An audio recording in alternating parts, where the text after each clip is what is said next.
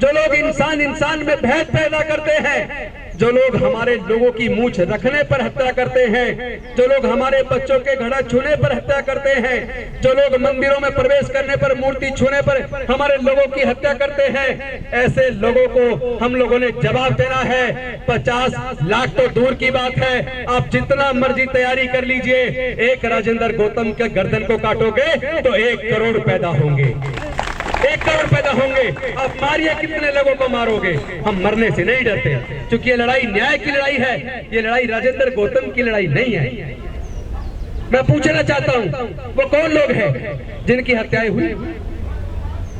अभी कल एक घटना आई है, आप लोगों ने देखी होगी, वो भी राजस्थान की घटना है। एक दलित व्यक्ति ने हैंडपंप को छू दिया, हैंडपंप छूने मात्र से उसको इतना मारा कि उसकी डेथ हो गई। ऐसा भारत बनाना चाहते हो क्या?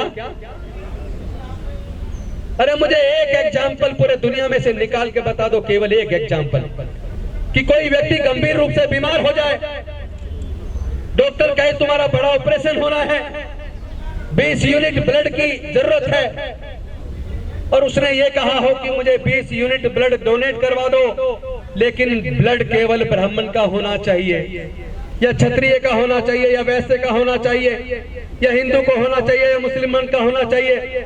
जब जान बचानी है तो कहते किसी से भी ब्लड डोनेट करवा दो। तो फिर ये जाति कहां से आ गई?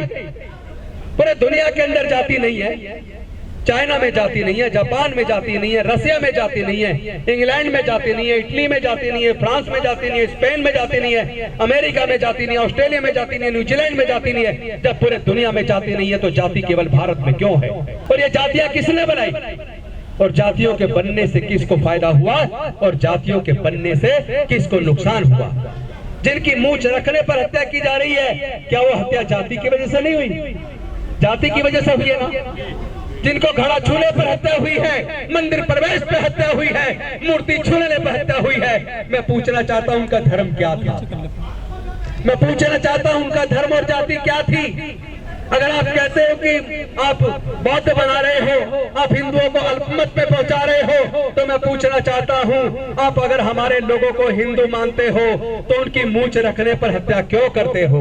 अगर आप हमारे लोगों को हिंदू मानते हो तो उनको घड़ा छूने पर उनकी हत्या क्यों करते हो? अगर आप हमारे लोगों को हिंदू मानते हो तो मंदिर प्रवेश पर, मूर्ति छूने पर उनकी हत्या क्यों करते हो? अगर आप हमें हिंदू मानते हो तो हमारी बहन बेटियों की इज्जत लूट कर उनकी हत्या क्यों करते हो? और अगर आप हमें हिंदू मानते हो तो हम जब अपने भाई बहनों की लड़ाई को लड़ते हैं, उस न्याय की लड़ाई को लड़ते हैं, तो आप लोग जातिवादी बनकर उन अपराधियों के फेवर में महापंचायत करके क्यों खड़े हो जाते हो? मैं पूछना चाहता हूं, अगर आप हमें हिंदू मानते हो तो हमारी लड़ाई में, इस मानवता की लड़ाई में आप हमारे साथ मिलकर इस लड़ाई को क्यों नहीं लड़ते हो? ये नफरत कब तक चलेगी? ये नफरत केवल राजेंद्र गौतम को या हमारे समाज के लोगों को नहीं, ये नफरत पूरे भारत को जला के राख कर देगी।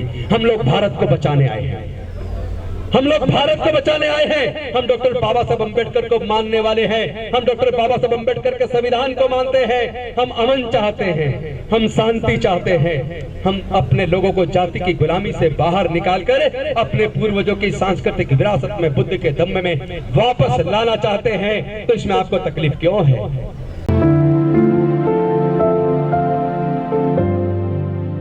ये लड़ाई कुर्सी की लड़ाई नहीं है।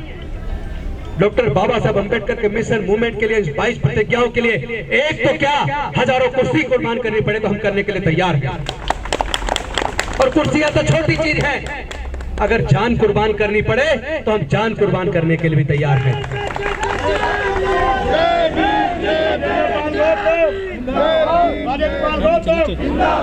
आप नाम के नारे मत लगाइए, ये गलती मत दोहराइए। जब जब हम लोग व्यक्ति को मजबूत करते हैं तो व्यक्ति मजबूत होता है, जब हम विचारधारा को मजबूत करते हैं तो विचारधारा मजबूत होती है। व्यक्तियों को मजबूत करना छोड़ दो। व्यक्ति कल को बिक सकता है, मर सकता है, धोखेबाज निकल सकता है, समाज को धोखा देकर भाग सकता है और किसी मजबूरी में चुप्पी साध कर बैठ सकता है। इसलिए हमें व्यक्तियों को ताकत नहीं देनी है, हमको अपने समाज को ताकत देनी है। बाबा साहेब की विचारधारा को मजबूत करना है, तथागत बुद्ध की विचारधारा को मजबूत करना है। ये विचारधारा किसी व्यक्ति को मजबूत करने के लिए नहीं है, ये विचारधारा समता, स्वतंत्रता, बंधुता और न्याय के लिए है। ये प्रज्ञा के ऊपर आधारित ज्ञान के लिए है। ये करुणा के लिए है, मैत्री के लिए है। उनको प्रशस्ति पत्र गुजरात की सरकार की तरफ से मिला और रात को वहां से लेट चले गांधीनगर से पोरबंदर के लिए और सुबह 4:15 बजे के करीब एक डिवाइडर में गाड़ी टकराई दिखाई गई है। आगे का शीशा टूटा और वो गिरे दिखाए। उनको फिजिकल चोट ज्यादा नहीं है, पैर टूटा है। उसकी फोरेंसिक जांच करवाई है, कल पोस्टमार्टम हुआ, कल रात को उनका अंतिम संस्कार हुआ। लाख कोशिश करने के बावजूद कोई साधन ऐसा उपलब्ध नहीं हो पाया कि मैं अंतिम संस्कार में जा पाऊं। 11 तारीख को उनकी शोक सभा, हम उसमें सब लोग जाएंगे, पूरा समाज उनके साथ खड़ा है। लेकिन उनके भाई का मुझे परसों फोन आया जब मैं लखनऊ में था। उनके भाई ने कहा, सर ये भाई का निर्देश था, ये कारवां रुकना नहीं चाहिए, चाहे मैं मर जाऊं, कुछ हो जाऊं, कारवां नहीं रुकना चाहिए। रोते हुए उसका भाई कह रहा था मेरे से, सर मैं हाथ जोड़ के रिक्वेस्ट कर रहा हूं, ये कारवां रुकना नहीं चाहिए। इस तरह के क्रांतिकारी योद्धा डॉक्टर बाबा साहब अम्बेडकर के सिपाही देश के कोने कोने में पैदा हो गए हैं। हमें इसका गर्व है। वरना जिसका जवान भाई चला जाए रो रो के उसका बुरा हाल हो जाता है।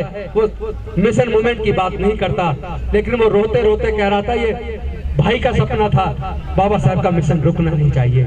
वही मैं आपसे कहना चाहता हूं, अगर हम डॉक्टर बाबा साहब अम्बेडकर के सच्चे सिपाही हैं, अगर जोगदिया जी के प्रति सच्ची श्रद्धांजलि देना चाहते हैं, तो डॉक्टर बाबा साहब अम्बेडकर का कारवां रुकना नहीं चाहिए। जिन पुरोहितों के इनकम के स्रोत बंद हो जाने वाले हैं, उसको हो जाने दो, लेकिन तुम क्यों परेशान हो? उनको परेशान होने दो ना। ये पैसा बचेगा जो वहाँ चढ़ावे में चढ़ता है। हर चंद लोग मोटे पेट वाले हो गए। वो लोग जो धमकी दे रहे हैं उनके वीडियो देखिए, कितने मोटे मोटे तगड़े तगड़े लोग हैं। वो किसका खून पी के इतने मोटे हो गए? उनके पास पैसा कहाँ से आ रहा है? जो 50 लाख का गर्दन काटने का जो सुपारी दे रहे हैं, इस बात की अभी तक मैंने राष्ट्रपति जी को चिट्ठी लिखी, मैंने गृह मंत्री जी को चिट्ठी लिखी, मैंने एरिया के डीसीपी को, एसएचओ को चिट्ठी लिखी, मैंने उपराज्यपाल महोदय को चिट्ठी लिखी। सब जगह चिट्ठी लिखने के बावजूद मैं पूछना चाहता हूँ, मैंने उसमें मांग की है कि ऐसे नकली साधुओं के खिलाफ आप मुकदमा दर्ज करके उनके किन आतंकवादी संगठनों से उनके संबंध में इसकी जांच कीजिए। उनके पास ये करोड़ों रुपया कहां से आ रहा है, इसकी जांच कीजिए। लेकिन अभी तक ना तो पुलिस ने कोई मुकदमा दर्ज किया, और अभी 15 ही दिन हुए माननीय सर्वोच्च न्यायालय के जजमेंट को आए हुए, जिस जजमेंट में माननीय सर्वोच्च न्यायालय ने कहा है जो लोग हेट स्पीच देते हैं या धमकी देते हैं, इस तरह के भाषण देते हैं, भड़काऊ भाषण देते हैं, ऐसे लोगों के खिलाफ पुलिस को खुद मुकदमा दर्ज करना होगा। चाहे कोई कंप्लेंट आए ना आए, पुलिस की जिम्मेदारी है वो मुकदमा दर्ज करे। और अगर पुलिस ये मुकदमा दर्ज नहीं करती, जिम्मेदारी नहीं निभाती, तो कोर्ट खुद सुमोटो के खिलाफ एक्शन लेगा, कंटेम्प्ट ऑफ कोर्ट की कार्रवाई करेगा। तो मैं इंतजार कर रहा हूं कि माननीय सर्वोच्च न्यायालय उन पुलिस अधिकारियों के खिलाफ जिन्होंने अभी तक मुकदमा दर्ज नहीं किया, उनके खिलाफ कंटेम्प्ट ऑफ कोर्ट की कार्रवाई कब करेगा? क्या कार्रवाई करते वक्त भी लोगों की जाति और धर्म देखी जाएगी, या उनका भाषण देखा जाएगा, उनके भड़काऊ भाषण देखे जाएंगे? इसका भी परीक्षण होना है कि कोर्ट से हमारे लोगों को न्याय मिलेगा या नहीं मिलेगा। अगर न्याय नहीं मिला तो क्या हमारे लोगों को फिर कोर्ट के ऊपर भरोसा करना चाहिए या नहीं करना चाहिए? इसका भी आकलन हमारे लोगों को करना है। अरे मैं पूछना चाहता हूं, लोगों को तकलीफ क्यों है? अगर हम अपने बुजुर्गों की सांस्कृतिक विरासत में, बुद्ध के धम्म में वापस आ रहे हैं, तो तुम्हें तकलीफ क्यों है? अगर तुम्हारी सामाजिक व्यवस्था बहुत अच्छी होती तो पूरे दुनिया के अंदर तुम्हारी सामाजिक व्यवस्था को लोगों ने क्यों नहीं स्वीकारा? लेकिन बुद्ध का धम्म तो भारत से पैदा हुआ, पूरे दुनिया में गया और पूरे दुनिया ने स्वीकारा। वो अपनी अच्छाई की वजह से फैल रहा है। बुद्ध का धम्म किसी लालच से या प्रेशर से नहीं फैल रहा। बुद्ध का धम्म अपनी अच्छी भावनाओं से फैल रहा है, अपने अच्छे आचरण से फैल रहा है। मानव कल्याणकारी धम्म है जिसके अंदर समता, स्वतंत्रता, बंधुता, न्याय, प्रज्ञा, शील, करुणा और मैत्री है, जिसमें पूरी दुनिया के लिए मानवता और शांति का संदेश है। जो संदेश बुद्ध के धम्म का भारत से पूरे दुनिया में गया और पूरे दुनिया ने स्वीकार किया। दुनिया के अंदर 56 देश बौद्ध धर्म को मानने वाले हैं। 128 देशों में बौद्ध धर्म है। और एक और बात बता दूं, अभी यूएनओ का जो रिपोर्ट आई है, 2050 तक आधे से ज्यादा यूरोप बौद्ध बन जाएगा। आधे से ज्यादा यूरोप बौद्ध बन जाएगा। और ये भी रिपोर्ट आई है कि ऑस्ट्रेलिया और अमेरिका के अंदर पहले के अंदर क्रिश्चियनिटी है, दूसरे नंबर पर बुद्ध को मानने वाले लोग हैं। लेकिन जितनी तेजी से वहां लोग बौद्ध बन रहे हैं, अमेरिका और ऑस्ट्रेलिया के अंदर आने वाले 15 साल के अंदर क्रिश्चियन से ज्यादा बौद्ध हो जाएंगे। तो बौद्ध धर्म किसी लालच से और ताकत से धमका कर नहीं फैलाया जा रहा। बौद्ध धर्म अपनी अच्छी शिक्षाओं के लिए, मानव कल्याणकारी योजनाओं की वजह से, अपने अच्छे आचरण की वजह से फैल रहा है। तो मैं आप सबसे आह्वान करना चाहता हूं साथियों, इस लड़ाई को, ये लड़ाई लंबी लड़ाई है, ये लड़ाई भारत को बचाने की लड़ाई है, ये लड़ाई भारत के संविधान को बचाने की लड़ाई है, ये समता, स्वतंत्रता, बंधुता और न्याय की लड़ाई है। ये लड़ाई हमारे लोगों के रोज रोज जो जाति और धर्म की वजह से हत्याएं हो रही है, उस हत्याओं को रोकने की लड़ाई है। ये लड़ाई अपनी बहन बेटियों की इज्जत और मान मर्यादा की लड़ाई है। ये लड़ाई हमारे समाज के स्वाभिमान की लड़ाई है। मैं आपसे पूछना चाहता हूँ, आप अपने समाज की इस मान मर्यादा की, स्वाभिमान की लड़ाई को क्या आप लोग लड़ने के लिए तैयार हैं? तैयार है तो एक बार दोनों हाथ उठा के समर्थन दीजिए। जय जय जय जय जय भीम,